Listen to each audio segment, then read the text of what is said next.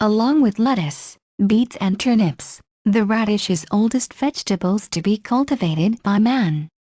The radish first appeared in the United States, arriving with the first English colonists, and became a standard in early American gardens.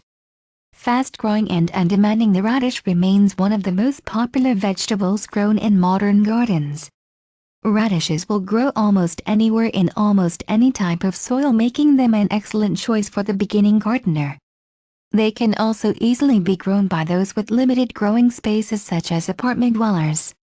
Once the seeds are planted, they thrive in planters, terrace boxes and even windowsill pots, also making them a good choice for container gardening. The zesty vegetable is usually grouped into two categories: spring radishes and fall or winter radishes.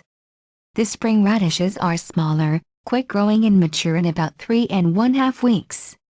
Despite their name, spring radishes can be grown anytime indoors or outside when the weather is mild enough. Fall or winter radishes are larger and more pungent and slower growing than spring radishes, and the growing period is 2 to 3 months. Radishes do not tolerate extreme heat or cold. Keep them moist, but remember that too little or too much watering will cause radishes to grow tough and the taste will be hot and bitter. They will grow in just about any type of soil, but for the tastiest radishes are grown in a well-drained sandy loam with plenty of organic materials worked in.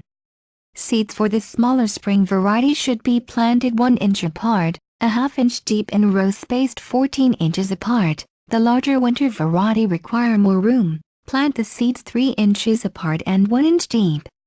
If you like this video, please share, like, and subscribe to our channel. Have a nice day.